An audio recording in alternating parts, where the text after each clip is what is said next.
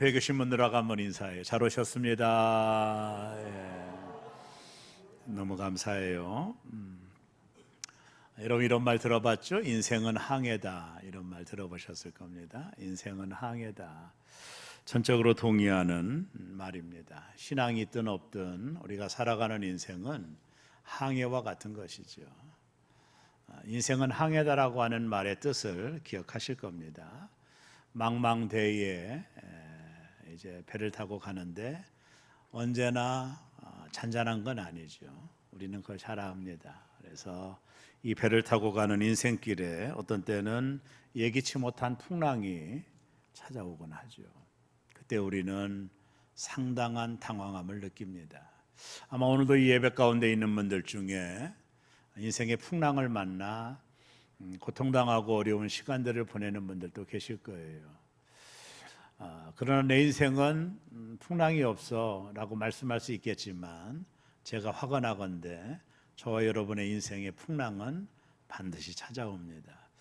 그래서 인생은 항해다라고 하는 말을 우리가 동의할 수 있지 않나 하는 생각을 하게 됩니다. 성경에는 풍랑에 대한 기사가 제가 찾아보니 한 3번 정도 기록이 되어 있더라고요. 성경에서 풍랑이 언급된 첫 번째 사건은 요나가 만난 풍랑이죠. 하나님의 명령을 어기고 다시스로 가다가 요나가 풍랑을 만나죠. 그가 만난 풍랑은 하나님의 뜻을 불순종하고 가다가 만난 풍랑이다. 이렇게 요점을 정리할 수 있죠. 성경은 신약에 오면 또 다른 풍랑 하나가 있는데 사도행전 27장에 보면 바울 사도가 로마로 압송할 때 유라굴라라고 하는 풍랑을 만납니다. 만나지 말아야 될 풍랑이었죠. 바울은 이 배를 출발하면 풍랑이 있을 것이다. 그러나 전문가와 저들의 경험을 믿고 가다가 유라굴라라는 풍랑을 만난 기사가 사도행전 27장에 나와요.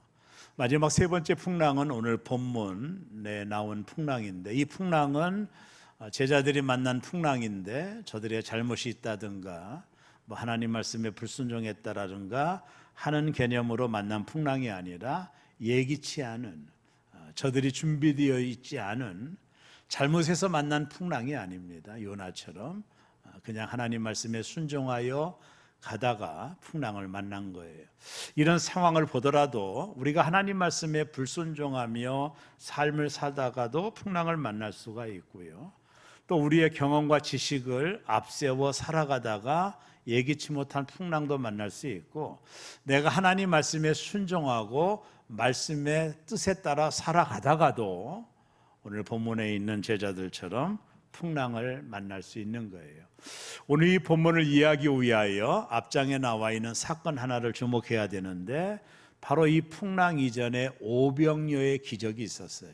물고기 2마리와 보리떡 5덩이로 5,000명을 먹고 여자와 아이를 뺀 숫자니까 2만 명 정도 벳세다 언덕에서 기적을 예수님께서 일으키셨습니다.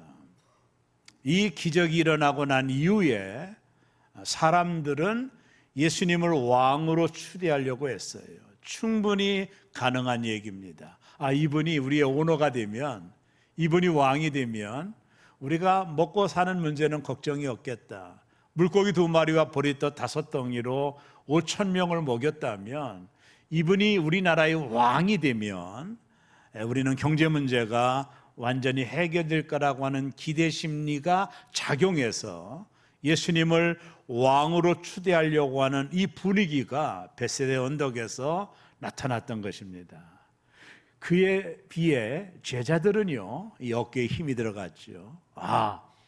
우리가 앞으로 왕 될 분을 모시고 지금까지 왔으니 이분이 왕이 되면 우리도 좋은 자리, 내각에 기용될 거야. 뭐 이런 생각으로 제자들도 이 분위기에 편승을 한 것이죠.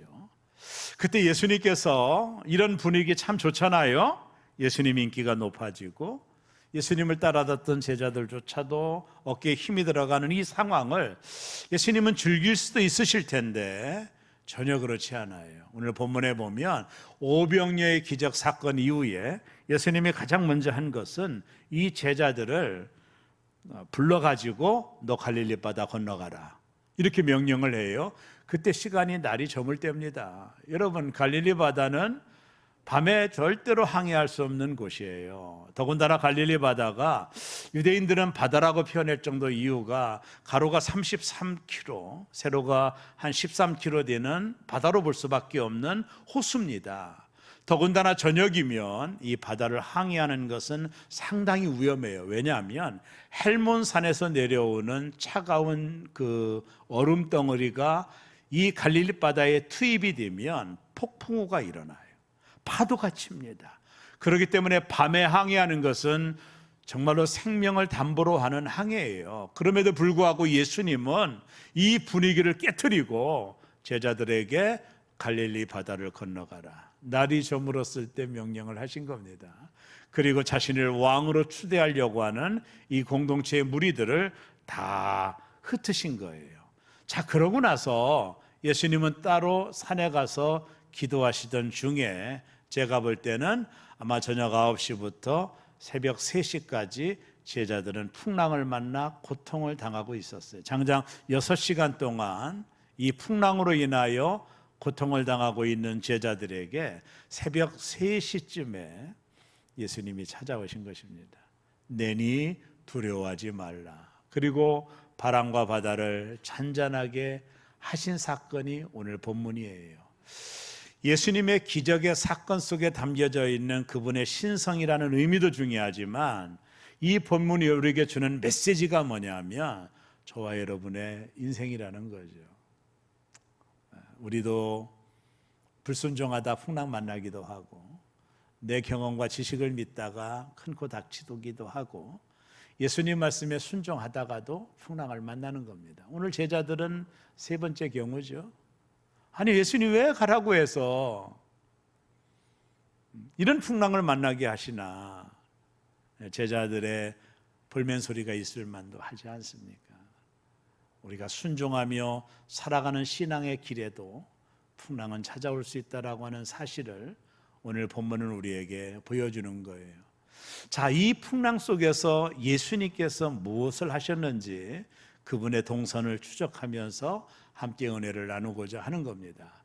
자, 풍랑 속에서 주님은 첫 번째 뭘 하셨죠? 첫째요, 기도하셨어요. 이게 첫 번째 원리입니다. 풍랑을 만나 고통하고 있는 제자들을 주님은 바라보셨을 거예요. 그리고 예수님은 그 순간에 아마 기도하셨을 것입니다. 오늘 이 사실을 제가 아주 극렬하게 경험했던 시절이 전도사 때예요. 어떤 문제로 심각한 딜레마를 겪고 있고 내가 목회를 해야 되나 말아야 되나 하는 위기 가운데 있었을 때 교회 가가지고 그냥 앉아 기도할 수 없어서 사지를 다 마룻바닥에다 대고 기도했던 시간들이 저에게 있었어요. 제 인생의 상당한 위기였죠. 목회를 해야 되나 말아야 되나를 결정하는 시기였습니다. 자, 그때 제가 하나님 앞에 눈물 흘리며 많은 시간 기도를 했는데 제가 그때 느꼈던 것이 뭐냐면 세상에서 나 혼자 있는 것 같은 그런 느낌이에요. 이게 참 너무나도 어려웠습니다. 세상에는 나 혼자밖에 없어. 이런 느낌이 들어오면서 내가 하나님 앞에 내 문제를 놓고 기도할 때 제가 경험했던 영적인 감동이 뭐냐면 나를 위하여 기도하시는 예수님이 마음속에 떠오른 거예요. 내가 전혀 이거는 옛날에 경험하지 못했던 영적 경험이었거든요. 물론 내가 성경적으로는 알아요. 예수님이 나를 위하여 기도한다라고 하는 정도는 이론적으로 아는데 내가 어려운 상황을 만나고 헤어날 길이 없는 극한의 상황 속에서 지금도 나를 위하여 기도하시는 예수님의 모습이 마음속에 떠오르는 거예요. 그때 제가 큰 용기를 얻었습니다. 아, 세상엔 나 혼자가 아니구나. 세상에 나만 혼자 있는 것이 아니라 이 어려운 상황을 지켜보고 계시고 이 상황 속에서 나를 위하여 중보하시는 분이 계시다라는 사실을 내가 영적으로 느낄 때 저에게 큰 감동이 찾아왔어요. 여러분, 로마서 8장 34절은 우리에게 이런 메시지를 줍니다. 그는 하나님 우편에 계신 자요 우리를 위하여 간구하시는 자신이라. 오늘 여러분 풍랑을 만나 인생의 어려움을 느끼고 도저히 해결할 수 없는 난제 앞에 고통을 당하는 분이 계시다면 제 말씀을 꼭 기억하세요. 여러분은 혼자가 아니십니다. 지금도 나를 위하여 기도하시는 주님이 계십니다. 지금도 나를 위하여 하나님 우편에서 나를 위하여 기도하시는 예수님이 계십니다. 어느 누군가는 그런 감동을 가지고 복음송가를 만들었죠. 당신이 지쳐서 기도할 수 없고 눈물이 빗물처럼 흘러내릴 때 주님은 아시네. 당신의 약함을 사랑으로 돌봐주시네. 누군가 날 위하여 기도하네. 내가 홀로 외로워서 마음이 무너질 때 누군가 널 위해 기도하네. 누구겠어요? 예수님이십니다. 하나님 우편에서 여전히 나를 위하여 기도하시는 주님이 계십니다. 여러분, 이 사실이 믿어지게 될 때 아무리 풍랑과 어려움을 겪더라도 좌절하지 않게 돼요. 결국에는 팩트거든요. 사실을 믿는 거예요. 지금도 나를 위하여 하나님 오른편에서 기도하시는 주님이 계시다라는 이 사실을 믿음으로 받아들이는 거예요. 어떠한 상황 속에서, 어떠한 어려움 속에서도 여전히 하나님 우편에서 나를 위하여 기도하고 계시는 주님이 계시다라는 사실을 이 풍란의 한복판에서 저와 여러분이 꼭 기억하셔야 되는 것입니다. 그분이 이 땅을 사실 때 우리와 똑같은 인간의 몸을 입고 사셨기 때문에 우리의 아픔을 아시고, 그분이 이 땅을 사실 때 슬픔을 겪었기에 우리의 슬픔도 아시는 그분이 하나님 오른편에서 저와 여러분을 위하여 지금도 여전히 중보하며 기도하고 계시다는 사실을 믿음으로 받아들이는 서름의 모든 성도들 되시기를 주의 이름으로 축원합니다. 그분은 여전히 말씀합니다.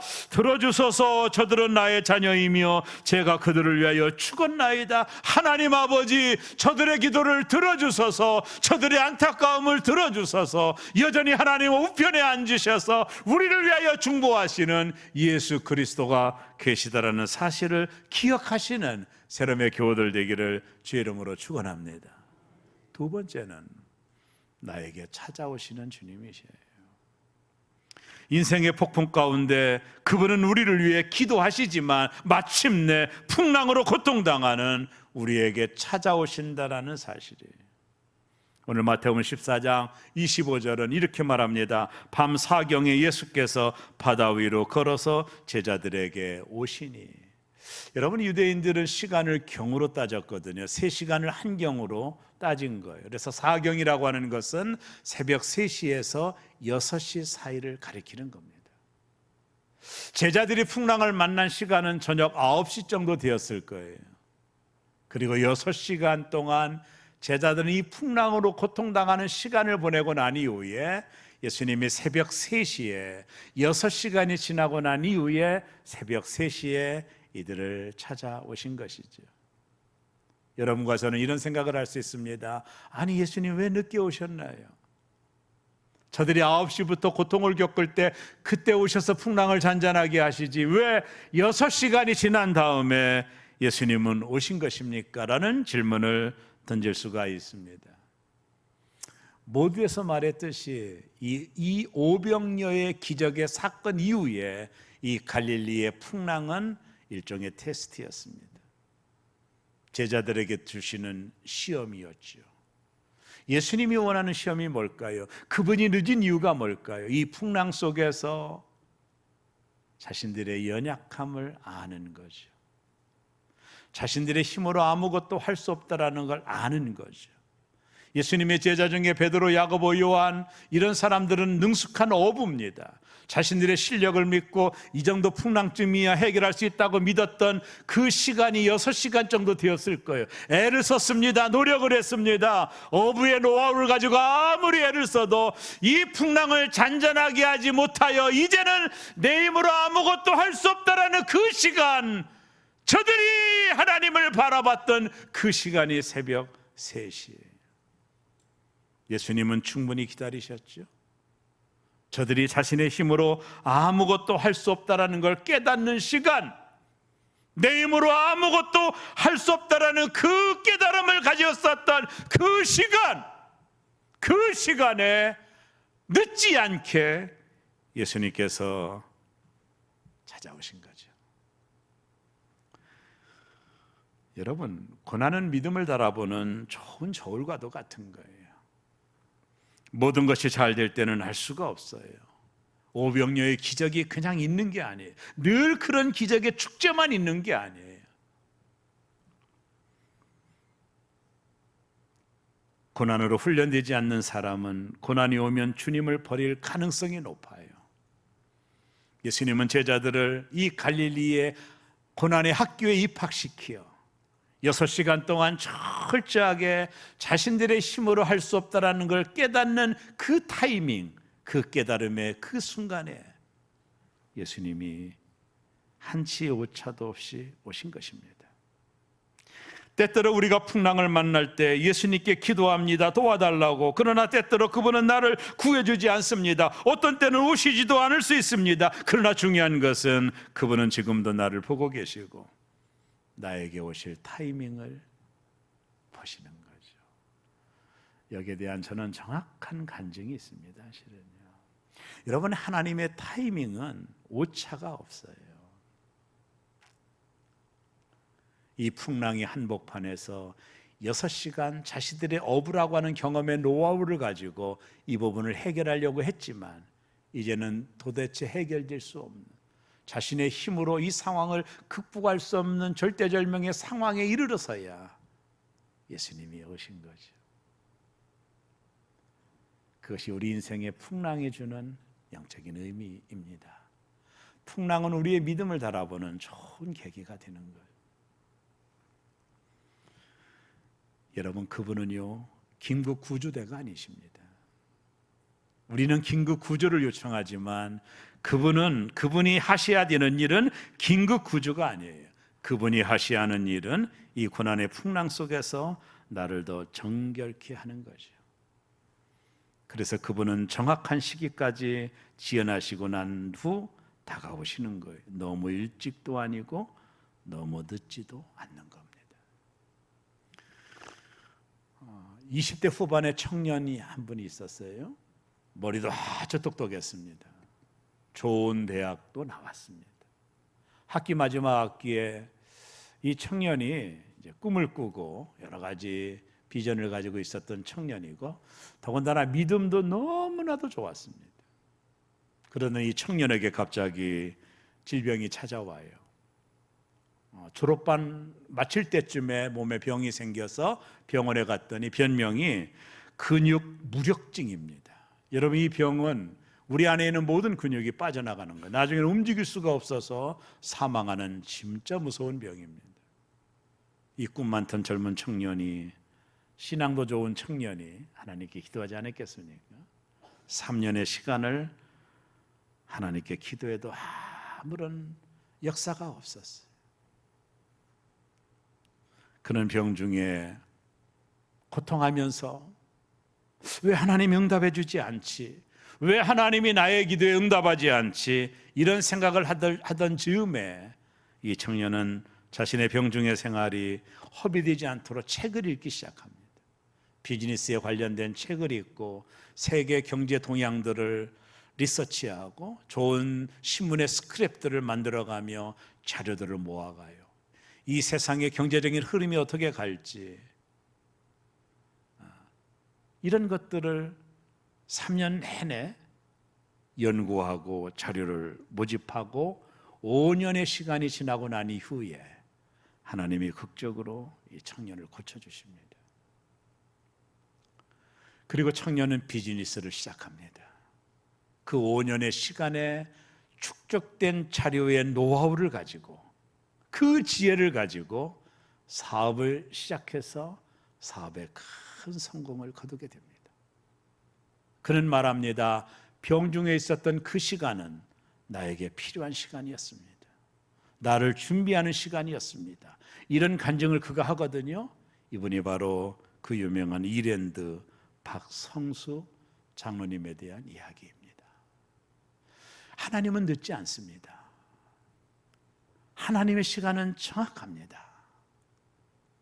우리가 이 땅을 사는 동안에 풍랑으로 어려움을 당해도 왜 하나님은 속히 오지 않느냐라고 아무리 말을 해도 하나님의 시간에 움직입니다.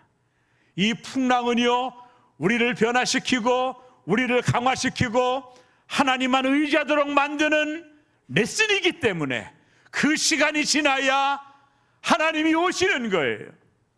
그분은 응급 구조대가 아닙니다. 내가 어려울 때마다 찾아와서 나를 구해주는 분이 아니라 이 풍랑 속에서 내가 연결기를 원하며 이 고난의 한복판에서 하나님이 아니면 안 된다라는 믿음으로 살아가기를 원하며 이 풍랑의 고난 속에서 나의 불순물들이 빠져나가고 하나님을 온전히 신뢰하도록 만드는 과정이 지난 후에 그분은 오시는 것입니다.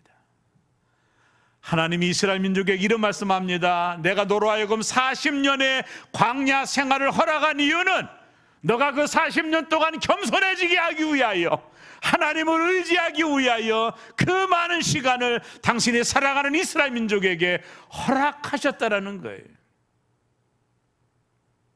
그리고 결국 하나님은 그들을 가나안 땅으로 인도하지 않습니까? 오늘 풍랑을 만난 이유가 우리가 하나님 말씀에 불순종해서 다가오는 풍랑이라도, 아니면 내 지식과 경험을 믿고 막무가내에 가다가 당한 풍랑이라도, 아니면 하나님의 뜻에 순종하여 살아가는 동안에 당한 풍랑이라도, 이 모든 풍랑은 하나님의 뜻 가운데 작용하는 거예요. 이 풍랑 속에서 나의 찌꺼기들이 빠져나가는 거죠. 마침 불순물들이 빠져나간 정금을 만드는 재련소와 같은 거예요. 그리고 하나님은 반드시 나에게 오시는 거예요. 세 번째, 그분은 우리를 도우시는 분입니다. 드디어 예수께서 그들에게 오셨어요. 풍랑 속으로 오셨어요. 오늘 마태복음 14장 25절 이 한 절 속에 아주 상당한 의미가 있습니다. 밤 사경에 예수께서 바다 위로 걸어서 제자들에게 오시니, 밤 사경입니다. 6시간 동안 제자들이 사투를 벌이고 있었고, 그리고 그 새벽 3시에 어떻게 오셨죠? 바다 위로 걸어서 오셨어요. 마태는 굳이 이 헬라어 단어에 바다 위를 걸어서 오셨다라는 단어를 주목하여 쓰고 있습니다. 그때 제자들은 이 깜깜한 밤에 무언가 물체가 나타나서 오는 것을 보고 26절에 보면 유령이라 이렇게 말했거든요.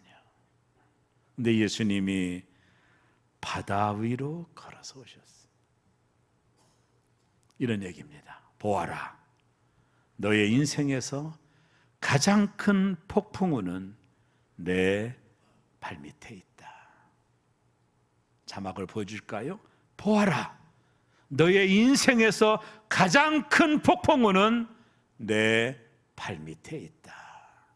그것이 바다 위를 걸어오시는 주님이 주시는 뜻입니다. 우리가 이 땅을 사는 동안에 이 풍랑으로 이제는 우리가 죽었어, 불가능해, 솟아날 구멍이 없어 라고 외치더라도, 아무리 풍랑이 엄습해 오더라도 모든 풍랑은 예수님의 발밑에 있으심을 믿으시기를 축원합니다. 하나님은 나의 모든 풍랑보다 크신 분입니다. 그분이 내가 당하는 모든 풍랑을 그 위에서 오시는 거예요. 너가 당하는 모든 풍랑 위에 내가 있다라는 겁니다. 그분이 명령합니다. 바다야 잔잔하라, 파도야 잔잔하라. 천지 만물을 창조하신 그분 앞에 모든 풍랑이 발밑에 있는 거예요. 그분이 함께하면 역사가 일어납니다. 그분이 함께하면 풍랑도 잔잔해집니다. 걱정하지 마십시오. 염려하지 마십시오. 여러분과 제가 당하는 모든 풍랑은 예수님의 발밑에 있는 거예요. 이걸 신뢰하는 게 믿음입니다.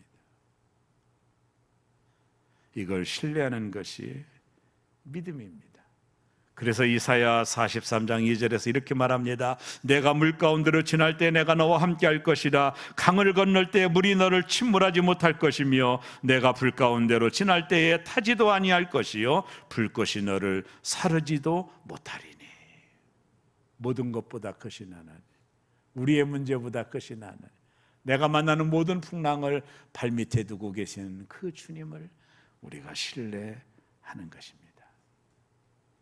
그분이 마태복음 14장 27절에서 말씀했죠. 예수께서 즉시 이르시되 안심하라, 나니 두려워하지 말라. 그 순간 바람과 파도가 잔잔해졌습니다. 독일의 히틀러 시대에 ICP 수용소에 갇혔던 유태인 외과 의사 한 분이 계셨어요.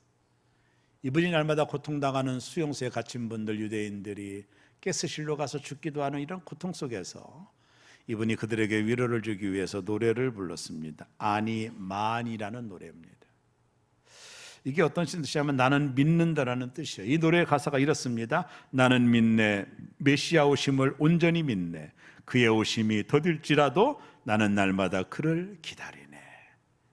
아니 마민. 그렇습니다. 조금은 더딜지라도 주님은 오십니다. 인생의 풍랑을 만날 때 늦은 것은 하나님의 뜻이 있기 때문입니다. 우리가 하나님을 온전히 신뢰하기를 원하십니다. 하나님을 신뢰하지 못하기 때문에 맡기지 못하는 것이죠. 그러나 신뢰가 깊어지면 맡길 수가 있는 것입니다. 삶의 풍랑이 올 때 우리는 온전히 하나님을 신뢰해야 됩니다. 주님을 바라봐야 됩니다. 아무리 큰 풍랑도 그분 발밑에 있는 것입니다. 주님을 신뢰하지 않으면 풍랑 속에서 절망하게 됩니다. 풍랑이 문제가 아니라 주님을 신뢰하는 것이 우리에게 요청되는 것입니다. 인생의 풍랑은 우리의 영적 성장을 방해하는 모든 영역들을 들춰내고 개선하여 강화시키며 완벽하게 다듬어가는 것입니다.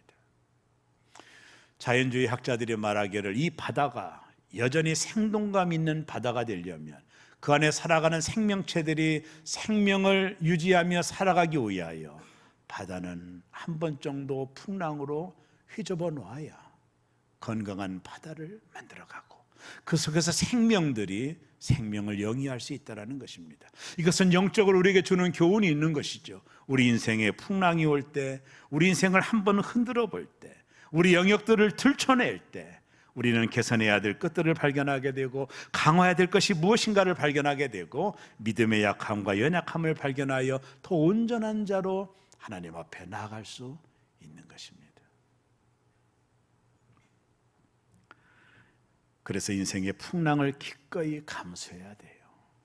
그 속에서 강화되어야 됩니다. 하나님을 온전히 신뢰하는 법을 배워야 되는 것입니다.